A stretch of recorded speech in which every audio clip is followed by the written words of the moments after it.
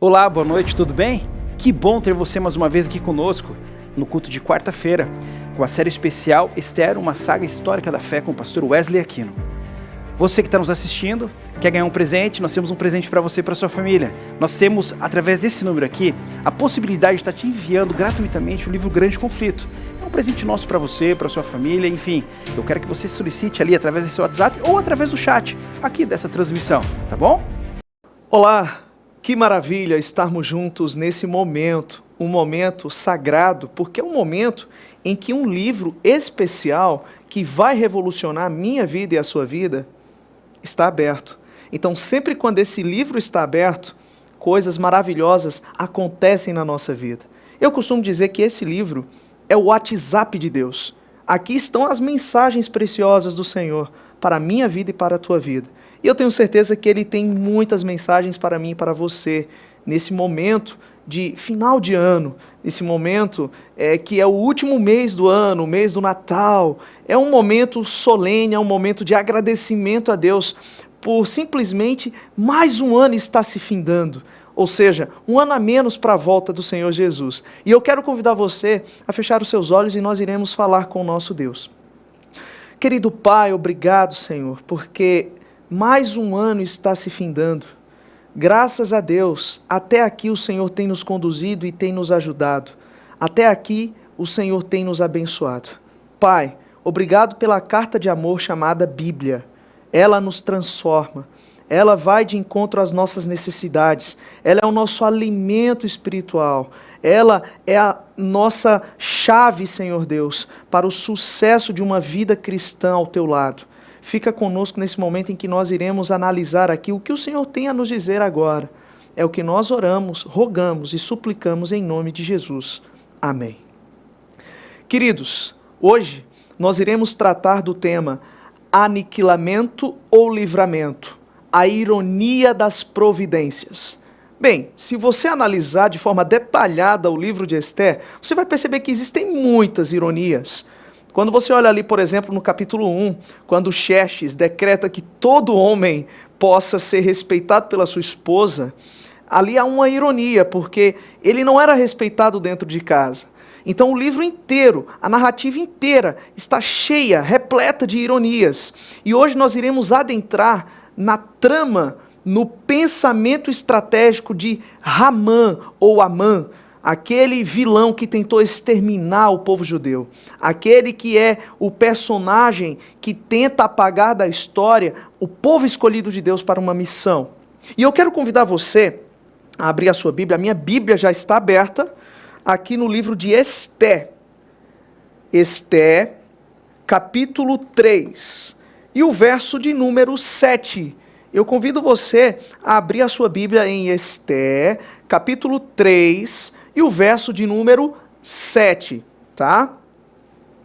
Sabendo então que Ramã, ele era da família de Agag, descendente dos amalequitas, ele tem um encontro com Mordecai, Mordecai não se curva diante dele. Então ele entende que Mordecai é judeu e que Mordecai é parente de Saul, exatamente aquele homem que no passado exterminou todo o povo amalequita. Então Ramã, ele olha para Mordecai e ele vê que ele tem uma dívida para acertar com Mordecai. E essa dívida para acertar com Mordecai é que Mordecai, ele deve morrer para pagar tudo aquilo que ele fez para os seus ascendentes, para os seus progenitores, certo? Então nós iremos analisar aqui, no capítulo 3, o verso de número 7, nos diz o seguinte: no primeiro mês do 12º ano do reinado de Assuero, no mês de Nissan, lançaram Pur, isto é, a sorte, na presença de Ramã, para escolher um dia e um mês, para executar o plano, e foi sorteado o 12º mês de Adar. Esther 3, verso 7. Pare para pensar uma coisa. Ramã, ele era um homem muito sagaz. Ele era uma pessoa que tinha umas estratégias muito bem boladas, bem montadas. Ele chega para Assuero e ele diz o seguinte: ó, querido rei, Existe um povo aqui mal intencionado, um povo cruel, um povo que não quer seguir suas leis, um povo que simplesmente acaba sendo um atraso para o Império Persa. E ele começa a ludibriar o rei, e ele faz algo interessante. Ele promete para o rei Xerxes, ou Assuero, 10.000 talentos de prata. Vamos entender melhor. De acordo com o talento babilônico, 10.000 talentos de prata equivale a 377 toneladas de prata. Ou seja, quase 4.000 quilos de prata. Gente, é muita coisa. Quando ele falou isso para Assuero, olha, e eu prometo para o Senhor, eu prometo para os cofres reais, exatamente 10.000 talentos de prata. Ou seja, foi uma oferta irrecusável. Uma oferta irrecusável. Então, Xerxes simplesmente dá o consentimento. A gente sabe que isso aconteceu também, porque Esté e Mordecai ocultaram sua identidade. Se eles não tivessem ocultado, como nós falamos no nosso último encontro, nada disso teria acontecido. Mas o interessante de tudo, quando você olha aqui, é que foi lançado por. Esse termo por consiste na forma em que o povo do Oriente Médio encontrava para lançar sortes, e ao lançar sortes, era para encontrar os tempos favoráveis para a melhor execução dos seus planos e projetos. Ou seja, aquilo que você planeja tem que acontecer perfeitamente, por isso nós vamos lançar sortes. Aí eles lançavam sortes que era chamado de pur. Inclusive os judeus, eles acreditavam que ao lançar sortes, acima da sorte está a providência de Deus para simplesmente vigiar a sorte. Entende? Então era um pensamento do Oriente Médio. E outro detalhe sobre esse decreto, quando você analisa aqui o capítulo 3, você vai perceber que era um decreto para exterminar todos os judeus, todos sem restrição, desde a criança de peito até as mulheres e as pessoas idosas, todos tinham que ser varridos. Por quê? Esse também é um pensamento do Oriente Médio. Veja bem, analise bem comigo. Se você, no pensamento do Oriente Médio, principalmente no contexto do Antigo Testamento, se você vai exterminar um pai de família, mas se você deixa vivo a esposa e os filhos, você está cometendo um grave erro, porque um dia, aquele extermínio que você fez para aquele pai de família vai se voltar contra você. Então, para você evitar problemas futuros, para você evitar uma vingança posterior, você tem que fazer uma limpa. Entende? Veja que o próprio Ramã é um fruto disso. Porque Saul e os israelitas deveriam ter matado todos os amalequitas. A gente sabe da história que Saul queria poupar Agag, o profeta Samuel foi lá e exterminou Agag, mas alguém da linhagem de Agag escapou. Entende? E por isso, Ramã, ele chegou à existência. A linhagem, ela foi preservada porque alguém escapou ali daquela destruição. E isso fez com que Ramã agora, ele tramasse a destruição do povo judeu, por conta de um ato que aconteceu lá atrás. Entende agora? Agora uma questão bem interessante é que esse decreto, conforme está aqui no capítulo 3, ele é espalhado por todo o Império Persa, esse decreto de extermínio aos judeus. Era um decreto antissemita, certo? O que é uma coisa antissemita? É algo contra os descendentes de Sem, certo? Quem era Sem? Um dos filhos de Noé. Então, quando se fala, por exemplo, de Adolf Hitler, ele era um antissemita, porque ele perseguiu os semitas, que eram os judeus, certo? Então, isso aqui é um decreto antissemita, contra a semente de Sem.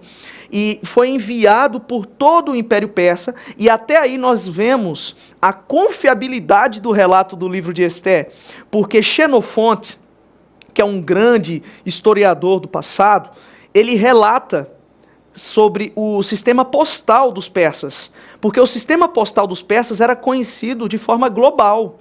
Era incrível, o sistema postal deles funcionava perfeitamente, né? Eles não tinham ainda o Sedex, mas eles estavam muito evoluídos para o tempo deles. E Xenofonte atribui isso aí a Ciro Grande, certo? Ciro II, que foi o pai de Cambises e de Esmerdes. Então foi um grande conquistador, inclusive foi o que conquistou Babilônia, né? Foi o rei que derrotou Belsazar, que era o neto de Nabucodonosor. Enfim, então, analisando tudo isso aqui, nós percebemos uma coisa. Estava praticamente tudo certo para que os judeus fossem apagados da história, para que eles fossem exterminados. E agora, tratando da questão histórica, né? A gente sempre vem falando de algumas evidências históricas e arqueológicas. Infelizmente, hoje nós não temos uma comprovação arqueológica diretamente da pessoa de Hadassa ou Esté. Mas nós temos evidências arqueológicas do marido dela, que foi o Xerxes, o Assuero bíblico, sobre o palácio em que viveu Xerxes e Esté, evidências de Vaste, que seria a provável Amestris, evidências de Mardoqueu, certo? Agora, a pergunta é, existem evidências sobre Ramã, o grande vilão da trama do livro? A resposta é, diretamente da pessoa de Ramã, não existe, tá? Mas deixa eu explicar uma coisa para você. Um autor, um grande acadêmico, renomado, chamado Bill Cooper, ele escreveu vários livros, entre eles A Autenticidade do Livro de Esté. Ele traz uma informação imprescindível. De mais de 30 mil tabletes cuneiformes, apenas 2.087 foram estudados cuidadosamente, tratando ali de registros do mundo persa, tá?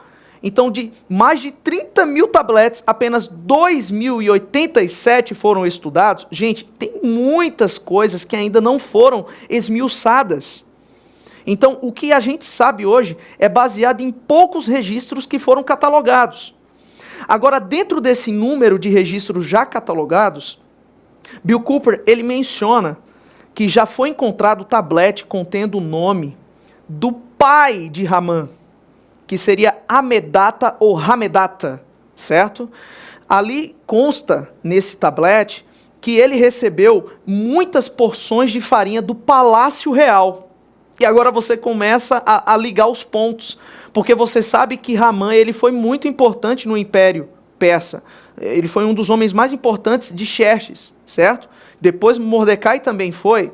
Então isso quer dizer que o pai de Ramã, ele também tinha acesso direto ao palácio e a família de Ramã era prestigiada porque Ramã ele era um homem de confiança do rei. Então ele recebe muitos quilos de farinha de presente do rei. É o que consta nesse tablete. E uma outra informação incrível é que Ramã, ele também teve vários filhos, mas já foram encontrados 2 tabletes contendo o nome de 2 dos filhos de Ramã. Gente, prestem bem atenção nisso. Por mais que não tenha sido encontrado um tablete com o nome Ramã, mas já foi encontrado tablete contendo o nome do pai dele e tabletes com os nomes de 2 filhos dele, presumimos, logicamente, que Ramã existiu. Ramã, de fato, viveu aqui. Ele foi um ser humano, literal, porque todo o livro de Esté é literal. A Bíblia é um livro que merece confiança. A Bíblia não erra, tá? Por exemplo, você olha para Pitágoras. As pessoas usam muito, né, o Teorema de Pitágoras, mas não existe evidência nenhuma da existência de Pitágoras até hoje. Você olha, por exemplo, Sócrates. Não existe evidência direta de Sócrates. O que tem de Sócrates é bem depois dele. As fontes históricas sobre Alexandre o Grande são 400 anos depois da morte dele. Você percebe isso? Agora, tratando disso aqui, do relato bíblico, é perfeito historicamente, não tem o que questionar. A Bíblia falou que foi assim, Ramã existiu, o pai de Ramã era Ramedata, os filhos de Ramã estão todos listados aqui no livro, então todos eles existiram. Existem indícios que mostram isso. Acabei de mostrar alguns para vocês. Mas existem muitas outras coisas que ainda não foram descobertas, certo? Mas a gente não pode ficar validando a Bíblia de acordo com aquilo que é descoberto. a Bíblia por completo é verdadeira. Só que nós trabalhamos com história. E a história, ela é quebrada. Muita coisa se perde, certo? Mas o que foi preservado só mostra que a Bíblia tem credibilidade, certo? E um detalhe interessante também, na festa do Purim, né, que é a festa que os judeus celebram ali, o livramento dessa destruição iminente que viria, eu não sei se vocês já viram, mas é feito um biscoitinho, tem um formato triangular. Esse biscoitinho ele é chamado de Osnei Haman. É um biscoitinho gostoso, muito doce, bem delicioso e saboroso e muito fácil de fazer. Inclusive, lá no colégio, nós fizemos ali na capela do Dia da Mulher, nós fizemos uma capela sobre a Rainha Esther, e ali nós entrevistamos a Rainha Esther, uma aluna foi a Rainha Esther, foi incrível. E as crianças amaram o biscoitinho ali da festa do Purim, é muito gostoso. Mas o nome Osnei Haman significa orelhas de Ramã, certo? Outros judeus também advogam que Haman ele tinha um chapéu que tinha esse formato triangular. Aí por isso que eles celebram no Purim comendo esse biscoito, para lembrar que aquele inimigo foi vencido.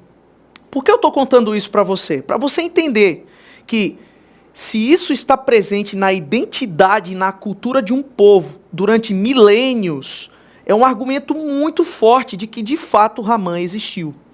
Então, Haman, ele existiu e existem evidências, não diretamente para ele, mas evidências indiretas de que de fato Haman, ele existiu, tá? Já foi encontrado isso aí a respeito dele. Agora, a respeito aqui da questão do momento em que o decreto foi oficializado e que todo mundo já estava sabendo, já tinha ciência de tal coisa, aqui no capítulo 4, abra sua Bíblia, no capítulo 4, no verso 14, preste bem atenção, porque quando Mordecai ele vê o que vai acontecer, ele fica desesperado, e ele rasga as roupas, ele coloca pano de saco, ele coloca cinzas na cabeça, porque nós estamos falando de pessoas aqui do Oriente Médio, principalmente o judeu, o árabe, eles são muito sentimentais, entenda isso, olha, quando o pôr do sol para o sábado está chegando, certo? Eles já estão preparados para receber o sábado. E um detalhe, quando acontece o pôr do sol, os soldados israelenses estão lá, armados, certo? Quando acontece o pôr do sol, muitos deles jogam as armas no chão e começam a pular e a gritar de alegria. Chegou o dia do Senhor, chegou o sábado. Por quê? Porque eles são muito sentimentais. Eles expressam muito bem aquilo que eles sentem. Da mesma forma, quando se trata de alguma coisa ruim, de alguma desgraça que aconteceu, de alguma tragédia, de alguma calamidade, eles vão mostrar de fato que eles estão assim, eles vão puxar cabelo da barba, da cabeça, vão rasgar as vestes, porque eles mostram de fato o que eles sentem. Eles são muito sentimentais. E dificilmente eles esquecem o que acontece. Então, se você tem um problema com fulano de tal, aquilo ali é uma coisa que vai ficar, sabe? Porque eles são sentimentais, eles não esquecem, tá? Por isso que tem uma certa hostilidade, né, ali entre os árabes e os judeus, por conta de uma guerra, uma contenda que começou há muito tempo. Tá? Então Mordecai está nessa situação, ele está desesperado, ele está angustiado, ele vai falar com Esther. Aí agora, olha o verso 4, aqui do verso 4 não, verso 14 do capítulo 4, que diz assim, ó, veja bem, pois se você ficar calada nesta hora, de socorro e livramento surgirão de outra parte para os judeus, mas você e a família do seu pai perecerão. Quem sabe se não foi para um momento como este que você chegou à posição de rainha? Preste bem atenção. Mordecai aqui, ele fala o seguinte, você está vendo tudo isso que vai acontecer com os judeus, você não pode ficar quieta. Você é uma judia. Preste bem atenção aqui na ironia. Antes ele dizia, não fala para ninguém que você é judia, certo? Não conte sua identidade. Agora que a situação está complicada, né, que o cerco está se fechando, ele diz, pelo amor de Deus, você é judia, você tem que fazer alguma coisa, você tem que falar, você tem que dizer, você tem que se posicionar a favor da gente. Entende? Olha só a ironia.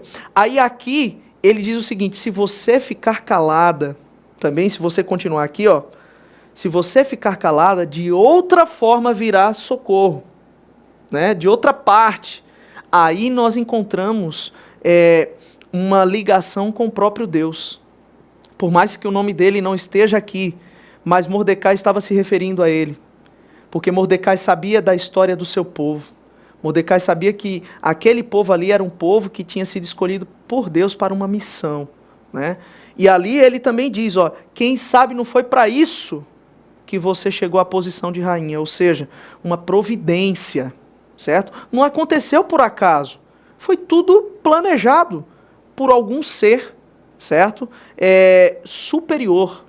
Não aparece o nome dele aqui, mas foi ele que conduziu tudo. E esse é Deus, o único Deus verdadeiro, certo? Esse Deus verdadeiro, com os seus anjos, atuaram nos bastidores da história desse livro.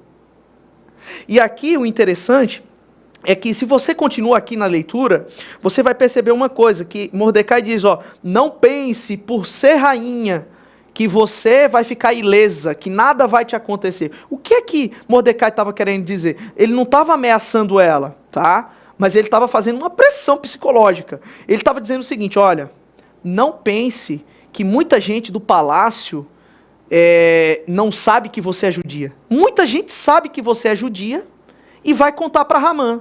E você também vai estar encrencada. Assim como falaram de mim para Ramã, que eu sou judeu, vão falar de você também. Então você tem que tomar uma posição. Você tem que fazer algo em favor de nós. E daí é o que acontece. Esté, ela é usada como um meio de salvação para o povo dela, certo? Então, quando se trata aqui de salvação, virá socorro de alguma parte para os judeus, Mordecai está falando de Deus. E segundo ponto, Esté, ela fala de um jejum. Jejum só tem uma finalidade para o judeu: adoração e reconhecimento para o Todo-Poderoso, o Eterno, o nosso Deus. Então Deus está aqui. O nome dele não está, mas não precisa ter o nome de Deus aqui, porque toda a história mostra o agir de Deus. Deus, ele não se manifesta apenas quando o seu nome está, mas pelo que ele é e pelo que ele faz, entende? E aqui, olha só, voltando lá, não precisa abrir sua Bíblia, mas voltando lá no capítulo 2, no finalzinho do capítulo 2, você vai lembrar que Mordecai descobriu a conspiração de 2 oficiais de Xerxes. Seus nomes, Bigtan e Teres. Eles queriam assassinar Assuero. Só que Mordecai descobre e Mordecai vai contar para Esté. Aí vai fazer aí uma série de investigações para descobrir se aquilo ali é verdadeiro ou não. E foi constatado que era verídico e eles foram o quê? Eles foram executados. Com isso, Mordecai, ele deveria receber uma recompensa. Entende? Aí o que é que acontece? Uma certa noite, o rei, ele acorda, fica sem sono, aquela insônia terrível, você já deve ter passado por isso, você vira para um lado, vira para o outro, você tenta dormir, você não consegue. Foi isso que aconteceu com o rei. Na época, como não tinha soníferos, certo? Ele simplesmente chamou alguns dos seus servos e disse, ó, qual é a leitura chata que tem aí para ser feita para me causar sonolência? Pega aí um dos registros das crônicas reais. E ali foi pego diante de milhares de livros, porque a biblioteca real dos persas era incrível, grandiosa, tinha milhares de exemplares. Foi escolhido exatamente um livro que fala do momento que Mordecai salvou a pele do rei, simplesmente entregando esse plano de assassinato desses 2 camaradas. Esses 2 camaradas queriam matar o rei e simplesmente Mordecai salvou a vida do rei, poupou a vida do rei, certo? Aí o que é que acontece? Diante de milhares de exemplares, apenas um, aquele único, foi escolhido para ser lido, para o rei lembrar de Mordecai, porque naquela mesma noite, Ramã já estava com o pensamento, eu tenho que enforcar Mordecai, eu tenho que matar Mordecai. Eu sei que ele vai morrer naquele extermínio dos judeus, mas ainda vai levar tempo, eu quero que ele morra logo. A minha raiva que eu tenho dele é tão grande que ele tem que morrer o quanto antes. Então, na cabeça do rei, quando o rei ouve ali que Mordecai foi usado para salvar a vida dele, e ele pensa, eu não recompensei esse homem. E ele pergunta, ele recebeu o que em troca? E eles disseram, nada. Não, eu tenho que fazer alguma coisa por ele. Eu tenho que honrar esse homem. Eu tenho que fazer alguma coisa em prol dele. E lá na casa de Ramã, Ramã já estava encafifado. Já ouviu falar dessa palavra, encafifado? Ele estava com o pensamento de querer eliminar Mordecai. Aí passa a noite, amanhece o dia, chega Ramã no palácio, certo? Você lembra da história? E quando ele chega no palácio, o rei simplesmente, antes que ele fale, né? Porque ele já estava chegando ali com um pensamento. Olha, rei, eu construí uma forca. E essa forca é para Mordecai. Mas antes que Ramã fale, o rei diz assim, o que é que eu devo fazer para uma pessoa que eu quero honrar? Tem um homem aqui que eu quero honrar, homenagear. Ramã já pensa o que na cabeça dele? Não tem outro homem que receba homenagem além de mim. Aí Ramã começa a falar, olha, se o senhor quer honrar um homem, coloque sobre ele indumentárias reais, roupas reais, caras, coloca a coroa na cabeça, pega o alazão do rei e que ele saia pelas ruas do império e alguém conduzindo e dizendo o seguinte, é isso que acontece com o homem que é honrado pelo rei, né?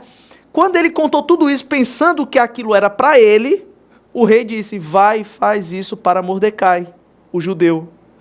Gente, aqui está o X da questão. O que é que eu estou querendo dizer com isso tudo para você?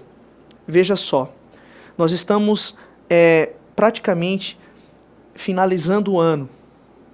Durante esse ano, seja no trabalho, seja na escola, seja na vizinhança, seja em qualquer lugar, vai ter pessoas que não vão gostar de você. Muitas pessoas que ainda nem te conhecem, mas pessoas que vão julgar você, vão apontar o dedo para você, vão tentar te condenar. Pessoas que querem o teu mal, pessoas que sentem prazer na tua dor, no teu sofrimento. Pessoas que querem puxar o tapete para você cair, sabe? Pessoas que querem te pisar. Pessoas que querem fazer o mal para você. Assim como o Ramã. Tem muitos Ramãs hoje. Você tem que entender. Tem muitas pessoas do mal querendo destruir a sua vida. Pessoas que olham, por exemplo, o seu brilho e não querem ver você brilhar. Pessoas que olham e vê a sua felicidade e não querem que a felicidade seja uma realidade na tua vida. O que é que elas pensam? Elas querem destruir a tua alegria, elas querem acabar com a tua vida. Mas eu quero que você entenda uma coisa. Preste bem atenção. Quando nós olhamos isso aqui, nós percebemos uma coisa. Muitas vezes, Satanás vai usar pessoas para tramar contra você. É aí que entra as ironias de Deus. Porque quando Ramã, ele constrói uma forca para matar Mordecai, quem vai ser enforcado nela é Ramã. Quando Ramã está querendo a desgraça e a humilhação de Mordecai, na verdade Mordecai, ele é exaltado. E Ramã é humilhado. Porque é Ramã que sai puxando ali aquele cavalo com Mordecai sendo homenageado. Porque quando você quer o mal para as pessoas, esse mal vai voltar para você. Mas quando você quer o bem, simplesmente isso vai fazer bem tanto para aquele que te fez mal, quanto para você. E você vai mostrar para aquela pessoa que você é superior, no sentido de que você não é igual a ela na maldade. Não superior de que você é melhor, mas no sentido de que você é uma pessoa que tem o coração voltado para Deus, sabe? E aqui está o X da questão no capítulo 6, no verso 13. Se você puder abrir aqui, nós já iremos finalizar agora, tá?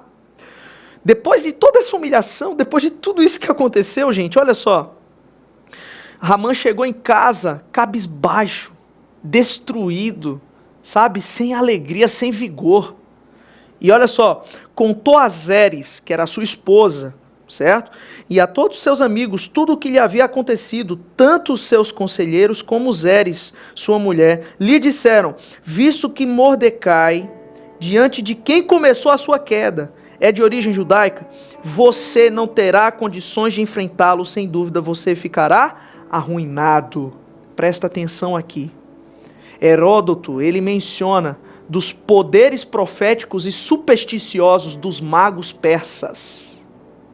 Aqui, os pagãos, profetas pagãos, eles olharam para Ramã e eles disseram o seguinte: Ramã, Mordecai é judeu. Se aconteceu isso, você está querendo a desgraça dele, mas essa desgraça vai cair sobre ti. Se tu está querendo o mal dele, o mal vai cair em você e na tua família, tá? Porque isso não aconteceu por acaso. Alguém está cuidando de Mordecai. Sabe quem é esse alguém? É Jesus. Porque quando Jesus está cuidando da nossa vida, Ele usa até o ímpio, Ele usa até o pagão para reconhecer que Ele é soberano. O que é que eu estou querendo dizer com tudo isso? Meu querido, minha querida, se tem pessoas querendo o teu mal, faça diferente. E eu vou confessar, não é fácil, tá? Mas com a ajuda de Deus, você consegue. Eu quero finalizar aqui contando uma história, para que você entenda que faz sentido tudo isso que eu estou querendo trazer para você. Conta que em um condomínio, em cada andar, tinha apartamentos, um de frente para o outro. E em um certo andar, tinha um apartamento que era de uma família cristã e outro de frente que era de uma família não cristã. Interessante que o pai de família, da família não cristã, ele sempre ia ali na porta da família cristã e ele sempre sujava com lama, jogava areia, sabe? Colocava lixo, fazia coisas terríveis. E a família cristã sabia que era eles. Eles sabiam. E uma certa ocasião, quando eles chegaram em casa, estava cheio de lixo, assim, a porta da casa da família cristã, e o síndico chegou. E o síndico olhou assim para o cristão: meu Deus, o que é isso? E ali aquele cristão pegou uma caixa de chocolate e ele colocou lá na porta daquela família. Olha que coisa, que ironia. Aí o síndico disse: olha, eles fazem isso contigo e você paga toda essa sujeira, essa nojeira fazendo isso para eles? O que é que você quer dizer com tudo isso? Enquanto ele te dá prejuízo, você vai lá e dá um presente. Me explica. Sabe o que aquele cristão falou? Aquele cristão olhou bem no fundo dos olhos daquele síndico e ele disse: entenda uma coisa, cada um dá aquilo que tem. Cada um dá aquilo que tem. O que é que você tem dado para as pessoas? Será que você tem dado para as pessoas mais de Jesus, mais de amor, mais de perdão, mais de compaixão? Não dê mais do seu ego. Não dê mais de si mesmo. Dê de Cristo para as pessoas. Que o seu coração possa externar aquilo que Cristo fez por você. Porque nada do que você fazer de bom por alguém vai pagar o que Cristo fez por você. E analisando aqui, já finalizando esse capítulo aqui, 3, né, que começa ali o momento do decreto de extermínio. Quando você acredita que Deus está no controle da história, você dá risada dos poderosos, você ri de tudo, porque você sabe que Deus é soberano. Não faça justiça com as próprias mãos. Entrega nas mãos de Deus. Seja bom. Amontoe brasas vivas na cabeça daquele que quer o teu mal. Siga em frente. Satanás não dá tiro em soldado morto. Você tem que seguir adiante, tendo a certeza de que Deus está no controle. Por mais que existam dificuldades, por mais que você seja quebrado, às vezes a vida te quebra para mostrar o lado mais belo de você, que é o lado de dentro. Sabe? E nada acontece por acaso na vida daqueles que escolhem depender de Deus. Feche os seus olhos e nós vamos fazer uma oração. Santo Deus, amado Pai, obrigado, Senhor, por esse momento. Nós aprendemos, Senhor, que pelo poder de Deus, por mais que o mal esteja em volta de nós, o Senhor é maior. O Senhor está disposto a estender o seu braço, a nos acolher, Senhor Deus. Nós sabemos que esse decreto de extermínio aconteceu no último mês do calendário judaico. Nós estamos aqui no último mês do ano. E a gente sabe, Pai, que nós estamos num mundo mau, um mundo de pecado. Talvez não exista um decreto como existiu naqueles dias de Mordecai e de Ester, mas existem coisas muito piores que um decreto. Mas nós não podemos perder o nosso sono, tendo a certeza de que nós temos uma fortaleza chamada Deus, que cuida de nós e nunca descansa. Ele não dorme, Ele não cochila, Ele sempre está disposto a nos socorrer. Por favor, Senhor Deus, que da mesma forma que diante de um problema tão grande como o de Esté e de Mordecai, o Senhor providenciou um livramento, que o Senhor também providencie um livramento para o teu filho, para a tua filha que está nesse momento agora, me assistindo, passando por uma realidade tão complexa e angustiante, Senhor. Mas que em nome de Jesus a solução pelo poder de Deus aconteça. É a nossa oração em nome de Jesus. Amém, Senhor Deus.